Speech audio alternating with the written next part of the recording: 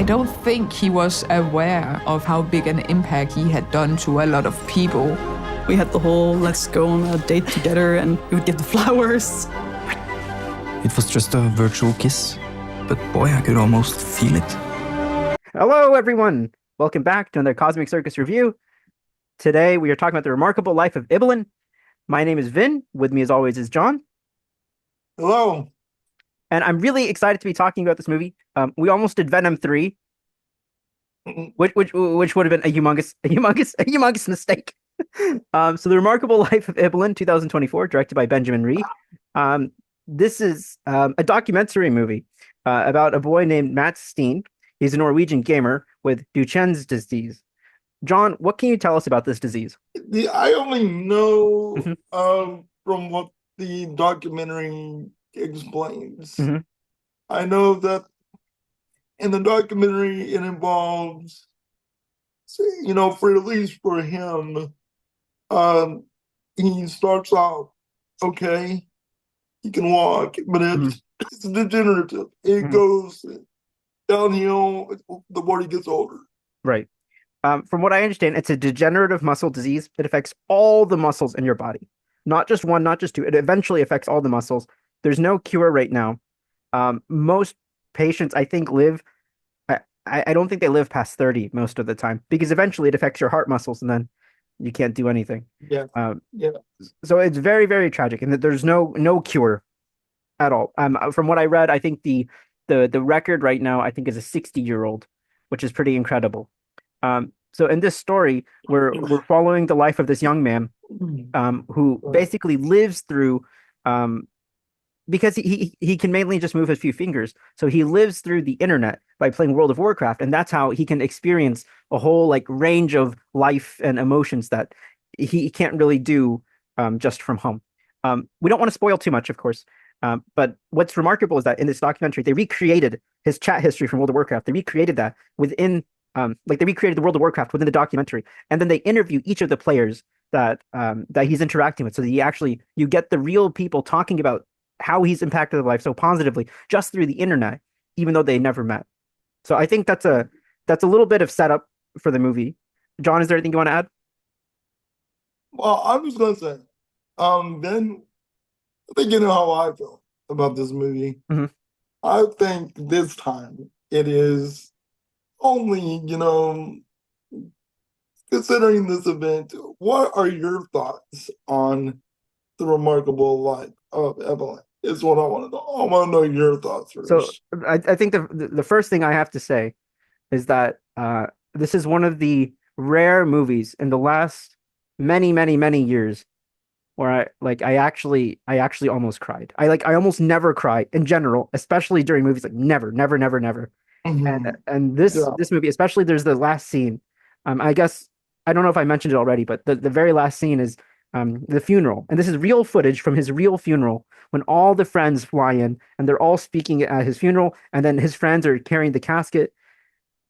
It almost killed me. It's so emotional. It's so powerful, and I just of course we all live online lives now in 2024.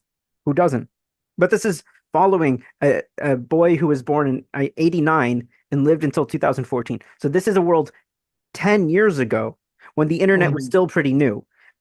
He at one point he falls in love with a girl through the game, and the girl's parents don't understand why she's spending all the time playing games, and they take away her computer, because just nobody understood back then what the internet was and what social connection was on the internet. And it really took me back to the time when I was a kid, because now kids growing up, an online friend is an online friend, no big deal. Back then it was, you're talking to strangers on the internet, and what he had, it was so special, because with his condition, this gave him opportunities to connect with people in ways that he was struggling with in real life. I was especially moved. There's one story where he's friends with a mother, and her son has autism, and the mother was having trouble connecting with the boy with autism, because he was having trouble with emotions in real life. But Ibelin, Mats, he told the mom, why don't you try connecting through this game? Because you both like games, just connect through the game. And through the game, the boy and his mom were able to have this deep emotional connection. They were able to talk to each other in ways that he wasn't comfortable doing in real life. And then that So helps further like I think we're just going straight into spoilers. So we're just I'm gonna all over say the place with this, man. I'm an emotional wreck. spoilers Yeah. for the Remarkable Life of Ibelin. I think we both think it's very clear that we both love this film. Yeah. So it's documentary. So if you have not watched Ibelin, we're just gonna just. I think we're so overwhelmed by it. We're just gonna just Yeah. fly off the handle. I'm gonna say this real quick. This is one of the best documentaries I watched this year. I watched it at Sundance. I wasn't expecting anything from it, and it emotionally devastated me in the Yeah. best way. I highly recommend it. Now, then Purge. So with this story, because I mean, it's such a beautiful story because there's this kid with autism. He's struggling with emotional connection. The Ibelin tells him connect through the game. They connect through the game, and now he and his mom have like a genuine relationship now, purely because he told them use this game to connect. And this is exactly, from what I'm pretty sure, this is exactly what autism treatment is trying to do right now. They're trying to find ways to help people with autism try to connect in the real world and express themselves and understand emotion from others. And this just shows the power of online connection and online games in such a positive way. And this boy understood that, and he used it to his advantage to help him and to help others. It's remarkable. It's amazing. It's fantastic. I think that's one of the brilliant things about it is that there's a lot of stigmatism around meeting people online. A lot of stigmatism, Mhm. whether you're online dating. Online dating got a little better after the pandemic. Sure. Like before the pandemic, it was like, oh, you're meeting somebody online. After the pandemic, I think almost 80% of people date online now, you Yeah. know. I mean, Tinder is so Um popular. It's becoming like less popular. And the people move to Bumble, they move to Hinge, but Tinder Match.com, the original. Tinder is like the DoorDash for dating now. It's like that's all it is, That's a you good know? tweet. That's a good tweet. Yeah, it's the DoorDash for dating, but like I feel like this movie not just shows like where things are, Mhm. even like back then, that it shows the power of the connection you can have even online. Yeah. I like even, taking out the context of, the disability perspective and all that stuff, I think it's just even if you take that character away or that individual, Ibelin, there are some real genuine relationships surrounding that community, that guild. Mhm. We're right here. Can we just stop by? Can I Mhm. just stop by? Yeah, yeah. We're You both in know, Oslo. That's what he says. yeah, yeah.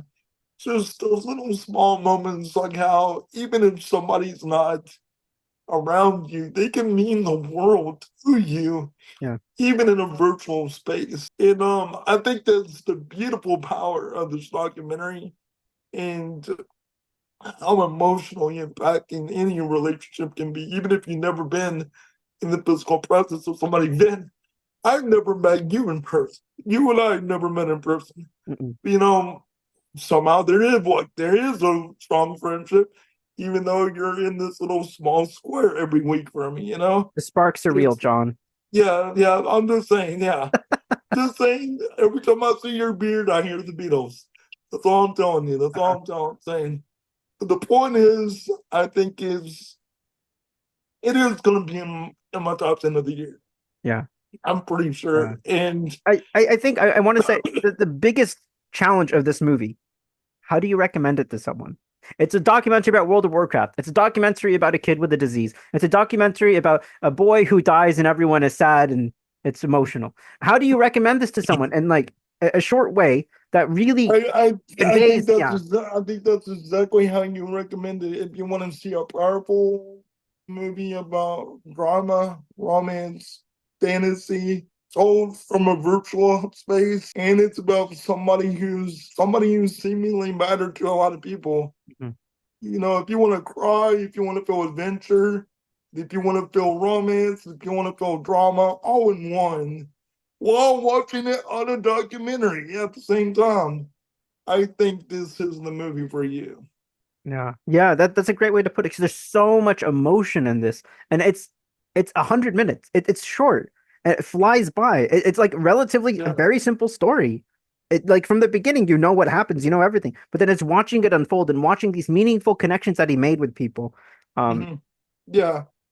Yeah, it's when they're showing like the reenacted scenes, and then they're Mhm. intercutting it with like the interviews with those actual players, showing how he impacted their lives, and you're watching the interactions happen that impacted their lives. I think that the structure of it is great. It's so interesting and influential and powerful.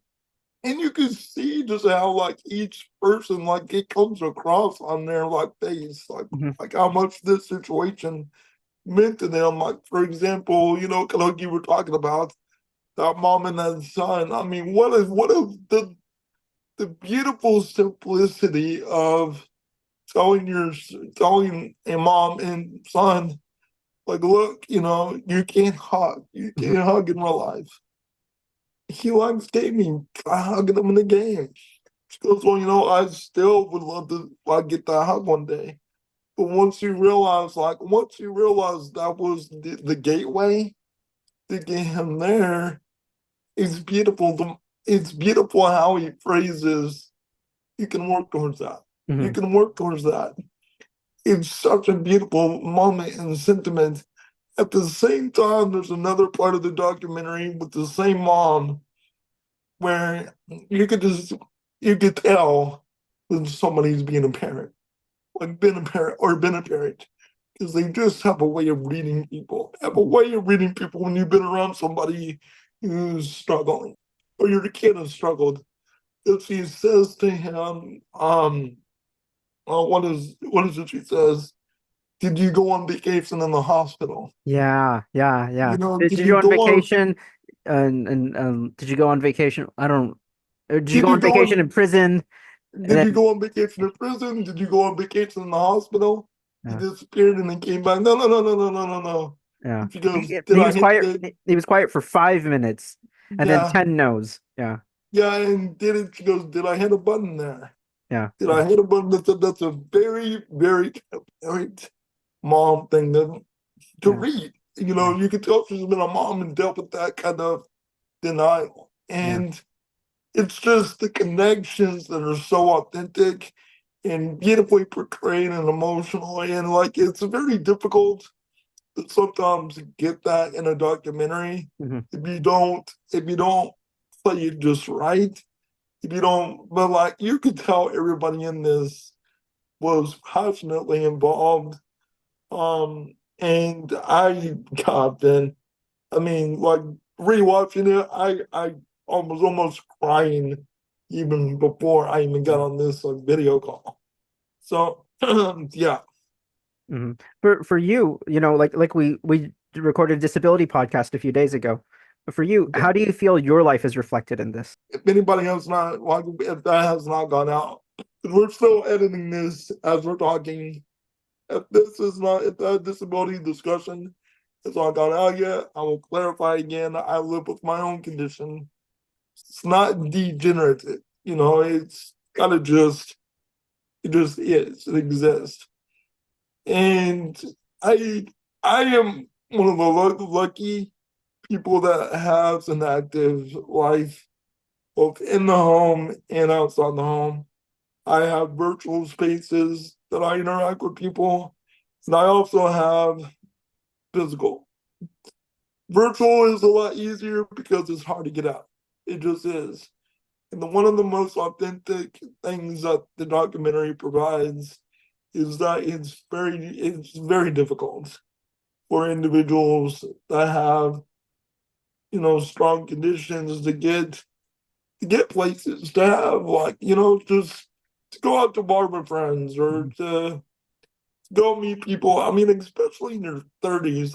And I think like everybody that I know in their 30s, I know people who are not disabled who struggle making friends in Yeah, their 30s. yeah. So you add a disability to that. It can be extremely isolating, Mhm. extremely isolating. And I think there's a powerful thing that the thing depicts when it comes to this. Same thing with dating, man. Dating with a disability, it's very difficult. It's it's scary to be real Yeah. about who you are in the dating world. I do it. I put everything out there because, like, if we're gonna date, kind of have to. Yeah. But you can understand why somebody would be afraid to be real, because it's very vulnerable to live and to try to engage in romance Hmm. when you have that condition, because you're afraid to be judged. Yeah. Yeah. And I think, like you said, even without your disability, like I relate to it because we live like whole lives online. I mean, everyone does to some extent, but especially people like us and what we do. Like we spend all our time on like Discord and social media and stuff like that, right? Yeah, Like a lot of people we have a do. whole network of friends, networks and networks of people, like whole bubbles and bubbles and bubbles of people who we just interact with through our little screens on our phone, or that's a whole world. But again, like we're living 10 years later than Matt's ever did, right? The world now is so different than the world he had. Now Yes, it's yes. not as like exceptional to have online communities. But then what he was doing was revolutionary. And that's part of what the documentary is about, right? Like understanding the power of these online friends, right? Yeah. And honestly, like in a world where like MetaQuest and all these virtual reality things exist now, it kind of makes you wonder, like, what these virtual relationships are going to be like in about 10 years. Like, I mean, um, I think it'll the lines will blur even more. Imagine you have like virtual reality and all kinds of stuff, and then it'll be eventually we'll have even faster transportation between places, cheaper transportation. Was there was there anything you didn't like? Do you have any criticisms? dude, I don't know if I do, Yeah. because feel like I feel as if it's such a miracle of a documentary as it is, Hmm. because 60-70% of the documentary is World of Warcraft. That's true. Yeah. And we're not World of Warcraft players. No, we're not. Yeah. So Yeah. I'm not sure what I would do different. I Mhm. don't know what I don't know what I would say that would make it a better documentary, because the documentary is so emotionally impactful Yeah.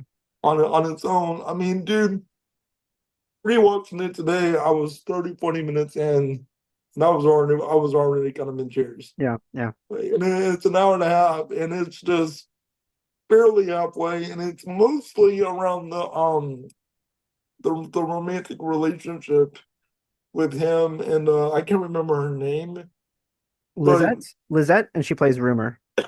uh, she plays who? Rumor.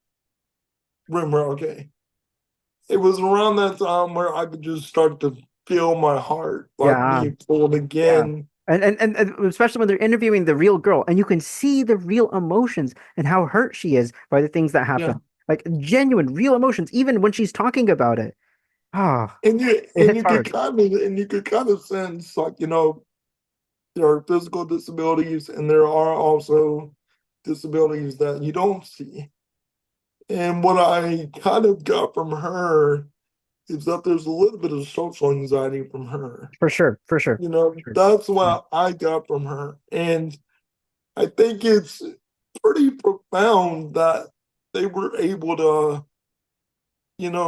circumvent both of their individual problems Mhm. and make something amazingly profound Yeah. between them. And you could kind of sense that from her, that it did mean something from her. Absolutely. And Absolutely. there's and Yeah. there's no telling what it might have been if he was just a little more secure in himself to actually take that chance and take that risk and say who he was. But Mhm. even though there's that fear of rejection, Mhm. but I think, but it's relatable. Yeah. It's relatable. You understand where he's coming from. I would say that even in real life, even people who are able-bodied deal with that worry about Mhm. that sense of rejection. If No. I go and talk to that person, will they reject me? No. Will they accept me for who I am? Because I think most people just want to be accepted for who they are. But it's only a hypothetical until you actually just ask, and maybe they'll say no, maybe they'll say yes, but just ask respectfully, right? If I can make another comparison, yeah, just ask, just ask. If I can make another comparison, I was scared to do this for a long time. On video. Yes, Mhm. I was very scared to do this because I did not think I had the cadence to actually talk Mhm. on video or podcasting or whatever. And if I cherish Lizzie for she messaged me and was like, "Hey, do you want a podcast?" And I had to be. She had no idea of anything about me at all. She knew I was a writer, and then I was like, And "I honestly, know that's that. all that matters, right? That's all that matters." Yeah, I was just writing for her because I didn't really think I could do this thing that we're doing now. I responded back to her. I have a condition that kind of messes my speech just a little bit. I'm not sure if I have the. I'm not sure if I'm going to work well on video or audio in the audio form. I joked that I think I have a voice for print. You know, some people got a face for radio. I thought that I had a voice for print. Oh, poor guy. Yeah, that's what I thought. Uh-huh. And she was like, "You need to do it," and I was like, Oh, good for her. Yeah, good for "No," you. so Yeah. I was like, I responded with, "But I don't want to. You need to do it." Lizzie And then rocks. Yeah. and then she went to Brian and Ayla Yeah. and was like, "Hey, can I tell them?" And I was Yeah. like, "Okay, sure." Yeah. Went to Brian and Ayla, told them. She goes, "They think you need to do it." Oh my god! Lizzie rocks. That's awesome. What an awesome I story. know she rocked. She Yeah. rocked. I think the first podcast I heard you on, I think was like the best movies of 2023. Do you remember that one? That was the first one. That was your That first one, was yeah. the first And I one. remember I was listening to that podcast just as a fan. I was just listening and I was like, this guy is the smartest guy on this podcast. This guy has seen all the things they haven't seen, and he has such smart takes. This is amazing. Who is this guy? I Yeah, remember that from last year. yeah. So that was the first one, and that's why she wanted me on there Yeah. because she could tell that I had watched things and had the knowledge that nobody had. Yeah. Yeah. And I was like, Lizzie, I don't want to. She goes, "You need to do it." Yeah. She goes, but she also, to her credit, she also said, "Don't do anything you're not comfortable with." At the same time, Yeah. I think you should do it, but don't do anything you're not comfortable with. So I eventually gave in, and that is the Yeah. same. It is the same dynamic that he was going through, and it's very difficult when you're in that position, in that condition, to know whether anyone's going to accept you. Yeah. It is a fear. It is a fear whether anyone's going to like be up into the idea of your differences, of who you are and what you represent, because we live in a very shallow world, I would say. It is very There's true. that. We live in a shallow world, and everyone naturally has some type of anxiety, insecurity, and it's easy to just bottle it up in your head and imagine it's worse than it is. When if you just do it and breathe, maybe it's okay, Yeah, right? pretty much, pretty much. Well, long story short, I did one, and I know she can't shut me up. Now she can't shut me up. Now she can't get rid of me. Anyway, but that's the comparison, man. It is very difficult to have somebody in a condition in that problem trying to get yourself out of your shell Mhm. and trying to get in there and see if anybody's going to either be judgmental or actually accept who you are and embrace you and actually make you a part of it, Yeah. and yeah. And I think I mean people say representation matters so much that it almost sounds meaningless, but it really, really, really does matter. Seeing this kind of visibility, seeing people like you, people like Matt's, like seeing them and seeing how they're normal people. They have thoughts, they have feelings, they have emotions. And at one point in the documentary, he says when he was people came up to him talking slowly, and he's like, Dude, no, and that's so funny. yeah, Oh yeah, no, dude, me too, me too. It's happened many times. Yeah, it's very difficult when people automatically make assumptions. That's what I was trying to tell you, on that previous. It's important to ask questions, hmm even if you think that person in that position might be offended or whatever. I feel like even if they are offended, they might appreciate the fact that you asked rather than did something more offensive, yeah, such as treat them like they're stupid yeah, or treat them like they're not capable of something or any of that. And what this documentary shows is that even with somebody who is so self-contained, they are capable of human connection hmm in a way that you can't even imagine. yeah.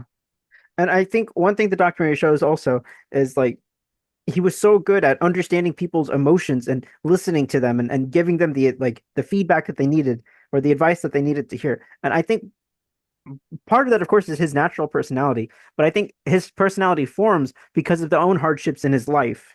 And that helps build a kind of like understanding and empathetic person that sometimes when you have so much privilege and you have so much power that you don't focus on human connections and kindness. But I don't know. Do you understand what I'm saying? No, I do Yeah. in a sense. Yeah, I do in a sense. Yeah.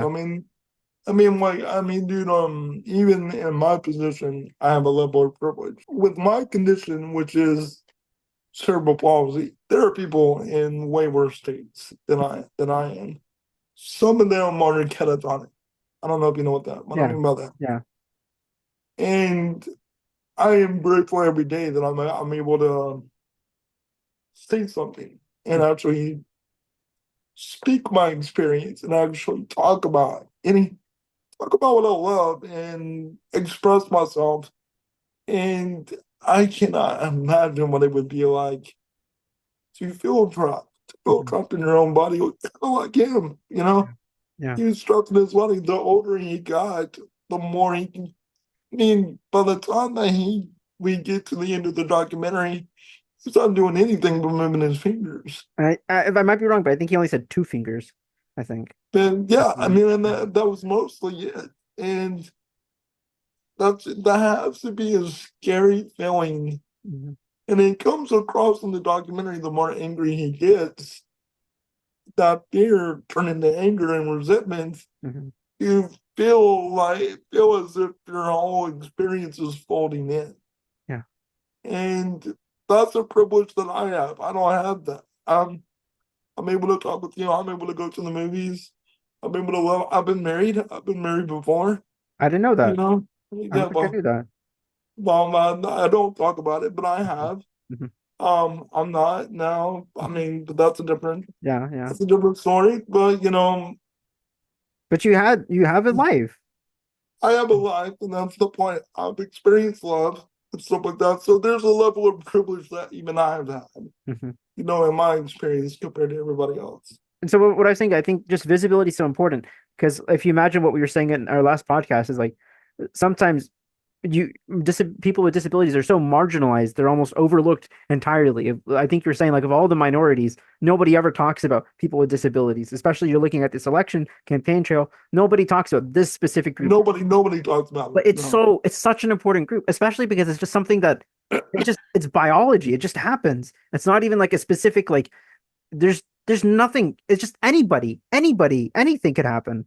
And the thing is, most people are going to end up physically disabled. Most people are. Yeah. The older you get, the more your body is going. Yes. Whether you're Mats or Vin, we get older. Things happen to us. Our bodies just eventually just Yeah. Yeah. they get old. We're all going to end up like that. And for that not to be understood, even among people in middle age or younger age, it's good to know because like you got to treat everybody equally. Our But experiences matter just as much as everybody else. and I think talking about it more and more and more, getting movies like this, getting even influential people like Stephen Hawking and John Oliver doing that episode about it. I think things like that, like it helps raise awareness and it helps raise visibility. And I think this is just the beginning. And hopefully over the next couple of years, we'll get more and more and more. And it'll help. There'll be a level of like understanding and respect that more than what there is now. You know what I mean? Exactly. Yeah. Pretty Yeah. much. Pretty much. Do you have any more thoughts? No, I was just thinking that when we were doing the disability podcast, we were also talking like the Black Panther moment, right? And like for people from South Asia, like I kind of felt that a little bit with Miss Marvel, especially those first few episodes. Like, yeah, this is me. This is my moment. I remember when I got those Miss Marvel comics, and I was like, whoa, when I was a kid reading those, and like that was me. That was what my life was like. You know what I mean? And I couldn't for the life of you even think about what the equivalent for somebody in a wheelchair is. There's not much. Why? There's not much. Why? Yeah, there's not much out there. I think it's eventually going to change. I mean, I think it's eventually going to get there, but we're not there. Like the best you could think of is something like Cyborg. You know Cyborg, right? From DC. Because he's technically a guy with prosthetic limbs. Yeah, there are disabled characters. Darth Vader. Like Daredevil was kind of a cool one because he's got limitations and stuff like that. Yeah, that's the closest, but there's nobody. I'm thinking more like mobility. Yeah. Yeah, mobility wise, the one again, like we talked on the podcast, the only one that even comes close is Professor X. Oh yeah, and I just don't. I don't know why, but I feel like we even deserve better than that. Mm-hmm. I remember I was actually upset in Days of Future Past where they like undo his disability and he's walking in the. I was like, no, put him in the wheelchair. Well, but McAvoy kills it though. McAvoy does kill it, he's good. And so does what's his name? Fassbender. No, Stewart. Yeah, Stewart's great. Stewart's awesome. Yeah, but the thing is, I think what bothers me about the Professor X thing, and I think I finally figured out why it bothers me, is that he's not the main player. He's more of like a what's his name? The eye patch guy. Nick Fury. He's like the Nick Fury of X-Men kind of. I want my Wolverine Wolfer. Sure. Okay. Wolfer. I want my Batman moment. I want my Black Panther character. Well, Batgirl becomes Oracle in a wheelchair. She does. And then they undid that with the New 52, and then she went back to being Batgirl. And then I think they keep going back and forth because they don't know what to do with her. Yeah. But she's not Batgirl in a wheelchair. When she's in the wheelchair, then she becomes a different character, and she's just on the computer. But that's the thing. She doesn't really do much besides be on a computer, right? Like she doesn't get out there in the action. She doesn't. Not when she's in wheelchair. No. I'm ready for a character who's in the action, man. That's what I want. I want a character who's in the action. Have you ever heard of Lone Wolf and Cub? Vaguely, yeah. You should watch those because basically the baby is in a baby cart, like a baby carriage, and the baby carriage is loaded with weapons, right? So this little baby is like firing all these weapons. It's the inspiration for Baby Yoda. Those babies firing all the weapons from inside his little cart. Imagine a superhero in a wheelchair, and the wheelchair is weaponized. Oh, nice. See the potential, printing money. I mean, the closest one I think of, like I told you, that I had when I was younger, I was like, man, that's cool. I'm like 8 or 9 years old. Mm-hmm. And Alien Resurrection comes on. Yeah, we talked about that. Yeah. Terrible film. Yeah. But it's still, he's not the Wolverine of that movie, right? No, but it's cool because like he's got agency. Yeah. He's got agency in it because he's about trying to survive. Right. And all of a sudden you just see him like piece together a gun with different parts of his shell. I was like, that's my guy. it. That's my dad. That's it. It's like it needs to be something like that, Mm-hmm. Something where if you put that character in a situation where they need to fight their way out, Well, he's got it. He's going to wreck shop. That's what I'm waiting for. Mhm. I want the cool version of the character. I want my Black Panther moment, man. That's what I want. But back to Ibelin, the spotlight. It is one of my best experiences this year. I am so grateful I got to watch it at Sundance. It's one of the last things that I watched at Sundance before the whole thing wrapped up, and they cut us out. And I am very, very grateful that I get to talk about it with you in the Cosmic Circus, and that James actually wrote a review. Mhm. I don't know if anybody has read his review. But they will now. But Go check it out at yeah. cosmiccircus.com. Yeah, go check out that review. It's a great documentary. In my top 10 of the year. I think even if I were able bodied, that it would be in my top 10 of the year. So, yeah. Good film. Thank you for this recommendation, John. Thanks, because this was not on our radar at all, and you were like, this movie, this movie, this movie, this movie. So, thank you for this recommendation. 'Cause it's worth it, guys. It's really worth it. Yeah, it said if you're going to pick a movie, pick a movie this weekend. Pick this over Venom 3. That's all I'm saying. So, Venom 3 is bad. Don't watch Venom 3. That's the moral. I just want to say quickly. Let me think. This week I watched Venom. What did I start? I watched Megalopolis. I watched a foreign movie called Armand. I watched Goodrich with Michael Keaton. I watched Venom 3, and now I watched The Remarkable Life of Ibelin. Those are four bad movies, and this was like the shining light of my weekend because this was such a good movie, one of the best of the year, and those four were abysmal. So terrible films, man. I mean, I came out of Venom 3 and I was like, I got nothing to say. I got nothing. I'm like, I could try, but I got nothing to say about it. I've never felt so it's empty. my worst of the year. Worst. Below The Crow. Yeah, Below The I Crow. felt very empty. Somebody was saying, like, man, it's the best one of the three. I'm like, wow, that's not a very high bar, but okay. Then I watched them and no, that's the worst. That's the worst of the three. There's nothing there. Nothing. Yeah, there's nothing good about it. Don't watch Venom 3, everyone. Go watch The Remarkable Life of Ibelin. It's on Netflix. If you got a streaming service, you don't even gotta pay for it now. Just go watch it. It's there. It's there. It's got everything you ever want. Like heartwarming fantasy, romance, drama.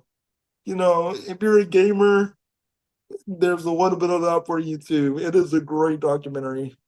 And I think what's also nice about it is right after watching it, then I went on YouTube and I was reading and watching stuff about Duchenne's disease, and you can find some nice interviews on YouTube about people with the disease, about the disease, and you can quickly learn a lot about it because it's a real condition, and people are still able to live like whole lives, but it's so stressful because as they get older, their muscles stop working. So it's like they burn brightly, and just research, fund to try to help find ways and treatments and help improve their lives, Yeah. But it's great to it's great to like open your eyes and see like what's happening in the world, what are these lives like, and what can we do to help, right? Great. Well, thanks guys for watching. Yeah, well said, man. Well said. Said. Thanks. Well, thanks guys for watching. I forgot. The credits of this movie. So when the movie ends, sit through the credits. Very important. In the credits, they have not one, not two, but 3 blocks of text. John, did you see this? I don't remember now. Okay, so I don't know. Who sits through the credits on a streaming movie? I don't know why I'm like this, but they have 3 blocks of text in the credits. Okay, the first one says, "A huge thank you to everyone who participated in the making of this film and to the creators of World of Warcraft."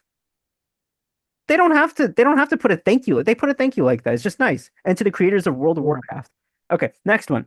This film is based upon thousands of pages of archival text. Thank you to all the role players who contributed to this. A big thank you to these people, they named the people, for making the specialized equipment for Mats so he was able to game and communicate with his friends. A huge thank you to these people for writing the first article about Mats and for making his story known to the world. Thank you to Cure Duchenne for working to find a cure for Duchenne, and to Able Gamers for creating opportunities that enable play for people with disabilities. They don't have to be saying these thank yous, but they're individually thanking each of the people who helped make Matt's life better.